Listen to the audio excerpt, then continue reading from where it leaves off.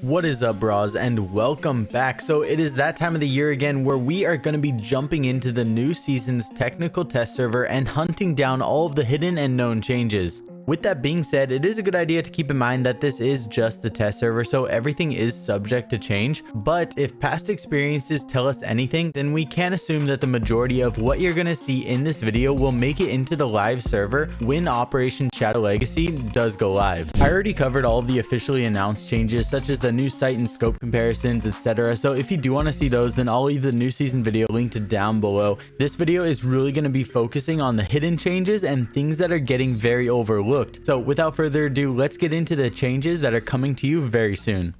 A new default setting of having the dot in the center of your screen while in the first person view and on observation tools is a change that's currently on the test server. And this does go hand in hand with the ping 2.0 system, because with being able to ping on drones, you can be insanely accurate with pings on observation tools. Before, the shock drone was the only drone that had a center dot, but now they all have it. You are going to be able to turn this on and off by going to the bottom of the interface preferences, but one thing I've been testing out for the last couple days is actually leaving the center dot on the screen and then turning your crosshairs off. This allows you to have just that consistent center point, as well as having a really consistent, basically reticle on all of your sights and scopes in Siege, all while giving you that kind of CS or Valorant feel. There's also some insanely accurate hipfire guns in Siege right now, so let me know how it feels after you try it out. Having this much freedom with the options of how you play with the crosshairs and reticles is super nice.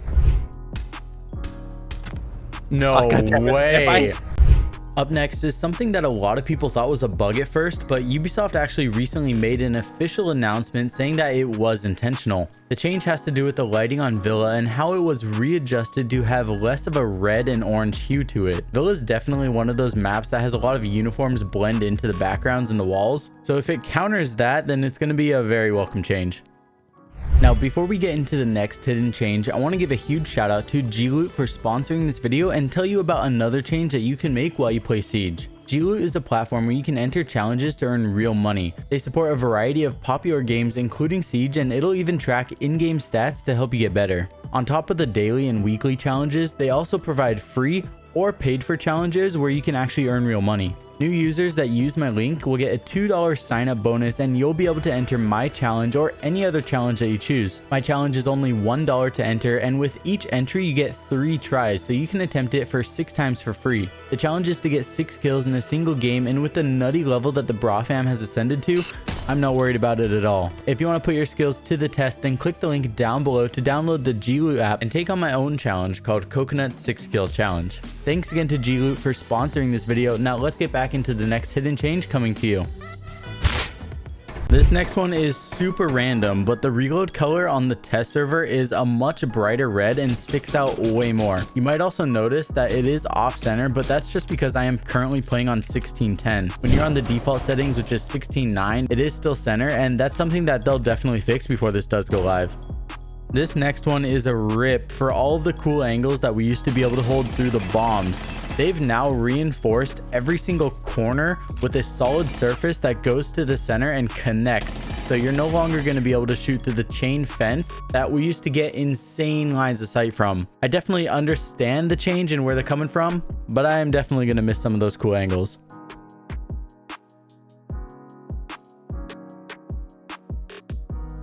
Unfortunately, this next one I'm just really not that big of a fan of. It's how you're no longer able to one-hit melee and then vault through barricades. Prior to this, you used to be able to melee a precise spot on barricades to open up 3 panels, and then you'd get a vault prompt. It's not going to be like that anymore, with every single one of the barricades requiring 2 hits before getting the vault option. One trick that is the best workaround as of right now is that if you put a few bullets to chip out one of the panels first, then you still can do that same precise single melee hit and get a vault option.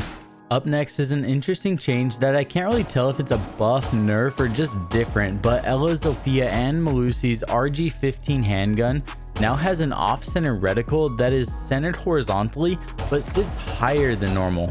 You can really see this difference when you compare it to something similar like Warden's P10C, and I'm not even 100% sure if this is intentional or not, so I guess only time is going to tell. The next unannounced change is going to be the static that you get when your drone is destroyed. For some reason, they changed it to be more of a pixelated static style versus before it looked pretty clean already. With this one, I actually prefer the older style more, but if it saves space in the game overall and helps the capabilities of other things, then it's definitely worth it. This next one makes the game feel more fluid, and that's how the health drain timer when you're downed now drains at a consistent, smooth rate versus before it used to be kind of like a ticking countdown system. This new one definitely feels better to me.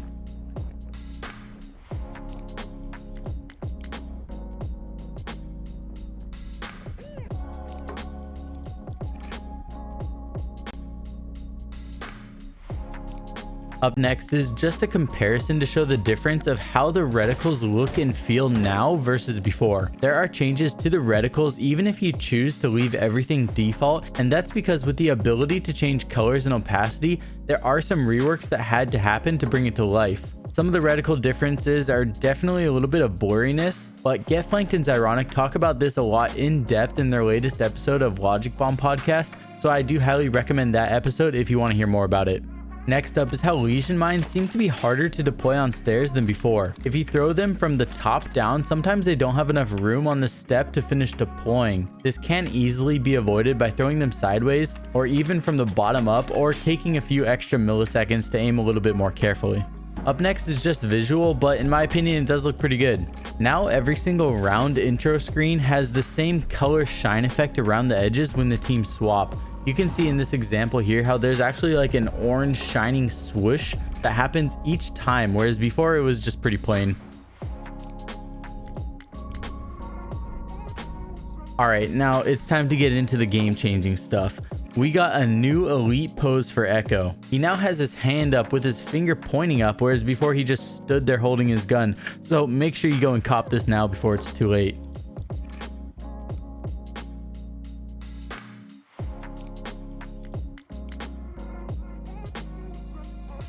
Now, I actually did just see this on their recent patch notes, but all shields now will simply be classified as the weapon shield, whereas before it was kind of cluttered with different types of shields. They all still have their classic names, but the weapon class is now just shield. Up next is a nice one, and that's how Yana's decoy drone no longer sets off metal detectors. Definitely a welcome change, especially since her hologram can also ping with the 2.0 system, and being able to bypass the metal detectors might just get you those extra couple seconds to get good intel on your team. This next one was found by my friend Gustus, and he was showing me how there's actually a destructible interaction that happens with certain objects now. One example here is how glass on windows now breaks when you place a breaching charge or other device such as a fuse cluster charge. Before, these same gadgets would be placed on top of the glass, and now it looks so much smoother. Another interaction that happens is when you place the diffuser down, objects will now be destroyed instead of your character awkwardly trying to place your diffuser on top of or around those same objects. You're now able to slam your briefcase through your lamps, paperwork, and even TV. Another interaction I found while experimenting with this is how you can actually use this to destroy certain objects that were sturdy prior to this change. This desk here in Tellers on Consulate is a great example, and you can now place the diffuser on the other side of the bomb using this tactic to hide it really well, especially since the new bomb design has also been added.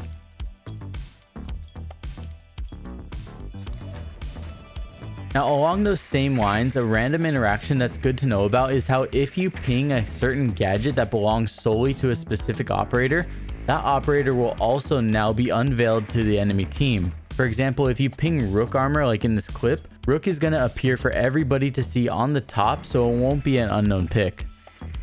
Up next, I just wanted to breeze over the new hard breach gadget and how it will definitely be in play a lot next season, with hatches on rooftops now being reinforced by default.